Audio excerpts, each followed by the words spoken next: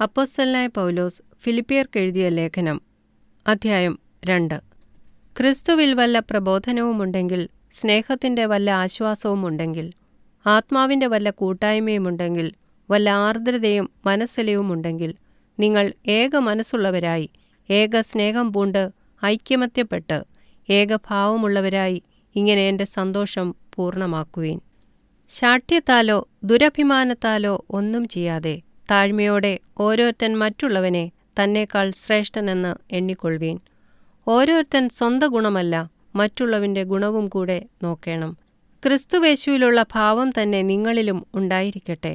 അവൻ ദൈവരൂപത്തിൽ ഇരിക്കെ ദൈവത്തോടുള്ള സമത്വം മുറുകെ പിടിച്ചുകൊള്ളണം എന്ന് വിചാരിക്കാതെ ദാസരൂപമെടുത്ത് മനുഷ്യ സാദൃശ്യത്തിലായി തന്നെത്താൻ ഒഴിച്ച് വേഷത്തിൽ മനുഷ്യനായി വിളങ്ങി തന്നെത്താൻ താഴ്ത്തി മരണത്തോളം, ക്രൂശിലെ മരണത്തോളം തന്നെ അനുസരണമുള്ളവനായി തീർന്നു.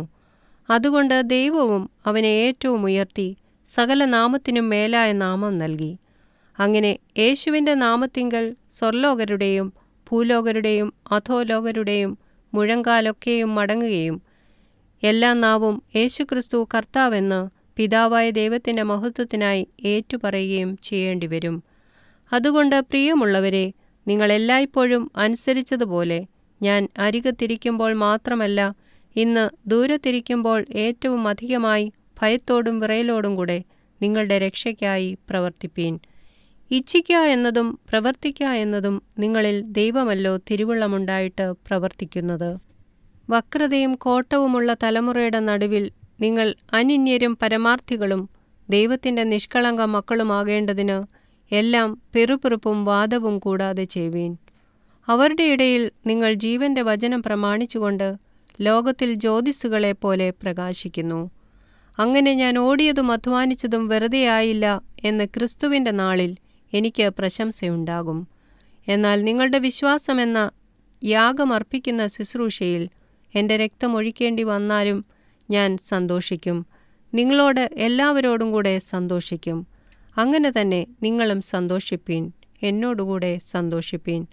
എന്നാൽ നിങ്ങളുടെ വസ്തുത അറിഞ്ഞിട്ട് എനിക്ക് മനം തണുക്കേണ്ടതിന് തീമോത്തിയോസിനെ വേഗത്തിൽ അങ്ങോട്ട് അയക്കാമെന്ന് കർത്താവായ യേശുവിൽ ഞാൻ ആശിക്കുന്നു. നിങ്ങളെ സംബന്ധിച്ച് പരമാർത്ഥമായി കരുതുവാൻ തുല്യചിത്തനായി എനിക്ക് മറ്റാരുമില്ല.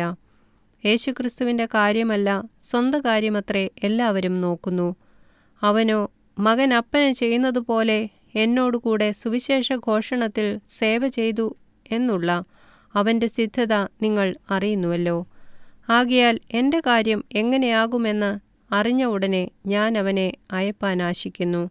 ഞാനും വേഗം വരും എന്ന് കർത്താവിൽ ആശ്രയിച്ചിരിക്കുന്നു. എന്നാൽ എൻ്റെ സഹോദരനും കൂട്ടുവേലക്കാരനും സഹഭടനും നിങ്ങളുടെ ദൂതനും എൻ്റെ ബുദ്ധിമുട്ടിന് ശുശ്രൂഷിച്ചവനുമായ എപ്പഫ്രോദിത്തോസിനെ നിങ്ങളുടെ അടുക്കൽ അയക്കുന്നത് ആവശ്യമെന്ന് എനിക്ക് തോന്നി.